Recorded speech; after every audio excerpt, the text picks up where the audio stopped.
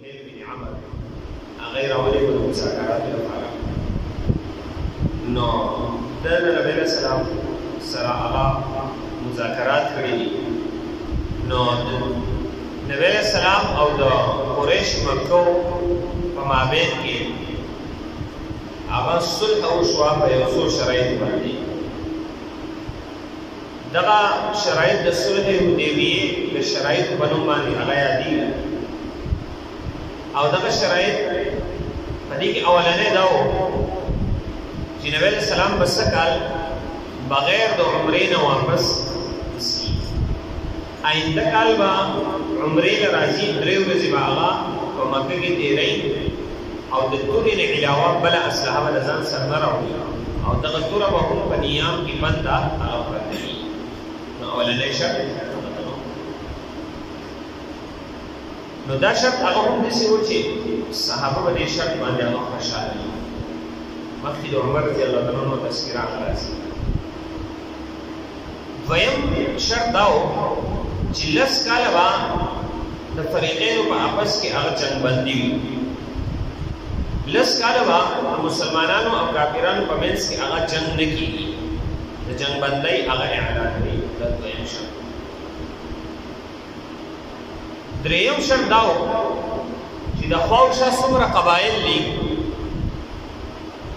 یو خو مکه کې قریش دي مدینه کې چې هغه مسلمانان د دې نه علاوه نور څومره قبایل هغه چاپیر هغه اوسېږي نو د دې قبایلو خوښه ده که څوک هغه د قریش سره هغه داخليږي نو هغه به د هغو په عهد وي او که څوک غواړي چې د مسلمانانو سره هغه شاملېږي نو د مسلمانانو په عهد کې به بیا وي اگر که دغه خلک د قبیلې والو مسلمانان نه وي خو ځان د مسلمانانو سره په عهد کې شامل کړي نو په دې معاهده کې به هغه د مسلمانانو په ډله کې هغه حسابي وي اگر که مسلمانان نه وي نو دا خبره مې وکړه چې بیا د هغوی سره مثال د قریشو چې کوم هغه حلیف ډله او قبیله شي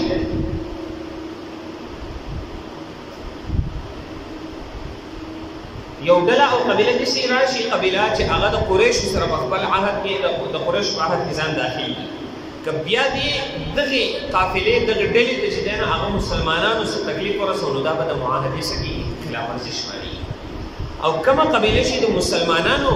سره په عهد کې شامله شوه که قریشو دغې قبیلې ته هغه څه ووایي نو دا به هم د عهد ماتېدل هغه حسابي څلورم شرط دا و چې د قریش کې د مکې یو کس هغه مسلمان شوی وي مسلمان شي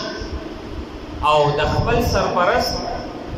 د اجازت نه بغیر د مکې نه وتښتي او مدینې ته لاړ شي د نبي علیه السلام خواته او د هغوی مسلمانانو سره هغه ملاویږي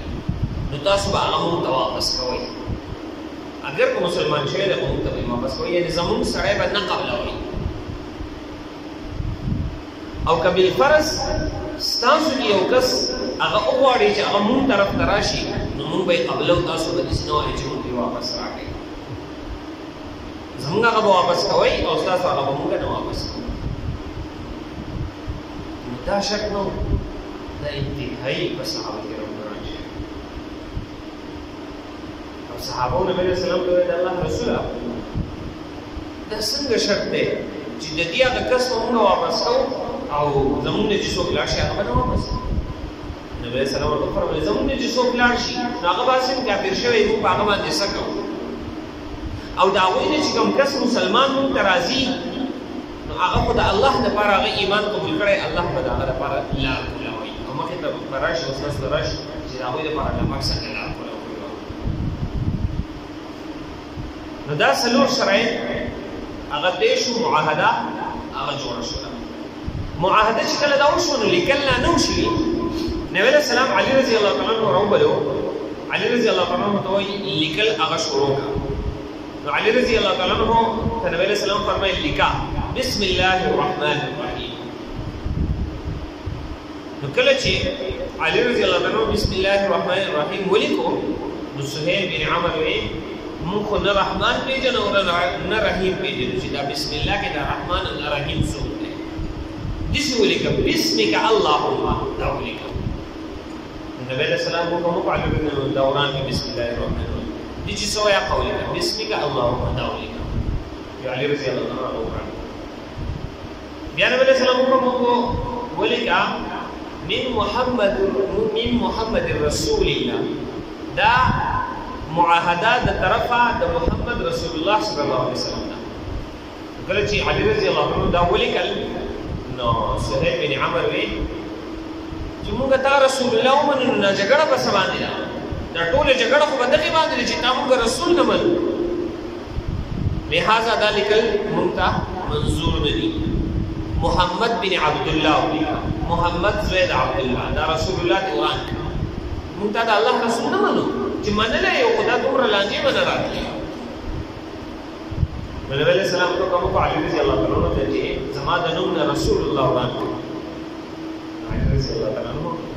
عرض کړه الله رسول الله زه خدا نشم زه استاد د نوم رسول الله څنګه وران کړم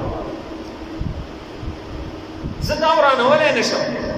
صحابه کرام را پاسېدل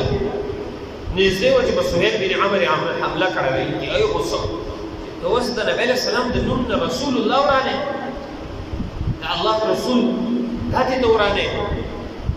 نبی علیہ السلام صحابه کرام کینو او علی رضی الله عنه دوی کوم ځای کې نبی علیہ السلام لیکل هم نشو کولای لوستل هم نشو کولای نبی علیہ السلام نه لیکل کولای شو نه خط پڑھاواله شو نبی علیہ السلام امي و ان پڑھ او دا د نبی علیہ السلام صفت ګور زمام ستاسو صفت نه لري چې ان پڑھ شو دا په هم کې عیب دی او د نبی علیہ السلام لپاره صفات او صفات یو کسو نفحت العرب کې غالبا واقعي ذکر کړي چې هغه یو بادشاہ راو په باندې کې هغه داغه یو نشمار وتا دا عیب دی یو ورته وی څه کې یو دا عیب نشته ان پړای دا ورته وی دا عیب دی ان پړ په نبی علیہ السلام صفات دی نبی علیہ السلام هم ان پړو دومن پړو دا زمانہ پر عیب دی ورته وی د نبی علیہ السلام لپاره صفات او استاد لپاره عیب دی د نبی علیہ السلام لپاره د ان پړواله صفت په دې لحاظ باندې وو چې ګور نبی علیہ السلام نه لیکل کولای شو نه لوستل سي پړواله شو د هغه باوجود نبی علیہ السلام یو کتاب پیش کړي یو داسې کتاب هغه پیش کړي چې ټول دنیا د هغه د مثل او د هغه په شان د کتاب پیش کولو نه عاجز شو حالانکه د هغه وخت عرب فصیح بلیغ د ټول دنیا کې چې دنه هغه قوم حسابېدو چې دا په لیکلو لوستلو کې د ټول دنیا نه هغه زیات چې دنه هغه اعلی دي فصاحت بلاغت کې د ټولو نه اعلی او نور دنیا خلکو ته هغه عجم وي مونږ ټول ته به عجم وي او عجم چاړه ته ویل شي وای دا خلک د خبرو په چل باندې هغه هم نه کوي او یو کلام هغه وی ولیکو او د کعبه په کعبه باندې وی ځوړن کو وای څوک د دې مثال هغه پیش کول شي په فصاحت بلاغت کې په حروف کې په الفاظو کې فصاحت بلاغت باندې څوک د دې مثال پیش کول شي وګوره هر کله چې دسی قوم ته یو دسی کس یو کتاب پیش کوي چې هغه کس نه لیکل کولای شي نه یو کتاب پڑھاوهلی شي او بیا ورته هغه دسی یو کتاب پیش کوي په کتاب ورته چیلنج ورکړي چې د دې مثال پیش کړه د دې په شان پیش او بیا د دغه کتاب یو وړوکی صورت په کعبه باندې ځوړندول شي او انت چیلنج ورکول شي د دې په شان کتاب د څو پیش کوي چې کتابو عادت دا و چې هغه به یو کلام ولیکو په کعبه باندې ځوړند نو دغه شان د قرآن مجید یو صورت هغه ولیکل شو او په کعبه باندې ځوړند شو ځوړند کړی شو چې د دې په شان پیش کړي ډیر وخت تیر شو هیڅ چا د هغه په شان هغه کلام هغه پیش نه او بیا به څه یاره دا کلام چې دی دا د انسان کلام نه دی نو ګوره په دې کې دې طرف ته اشاره ده چې نبی علیہ السلام نه لیکل کولی شي نه لوستل کولی شي دا کتاب پیش کوي دا د کوم طرفه پیش کوي کفارو چې پکې اعتراض کوي چې دا نبی علیہ السلام د خپل طرفه پیش کوي دا د شپې جوړه او د ورځې مونږ ته اوري دا خبر هغه څه کړه دی ول جوړه کړه چې دا خبره یو غلطه ده نبی علیہ السلام چې دا کتاب پیش کوي دا د الله د طرفه پیش کوي دا د نبی علیہ السلام څو صفات وو بهرحال نبی علیہ السلام لیکل وسیله شو ابن علی رضی الله عنه دوی کم ځای کې دا لیکلي دي چې محمد رسول الله علی رضی الله عنه نبی علیہ السلام په خپل لاس مبارک باندې هغه قرآن کړ هغه د خپل نوم نه رسول الله قرآن او به محمد بن عبد الله ولیکن هغه ولیکل شو صلح چې نه هغه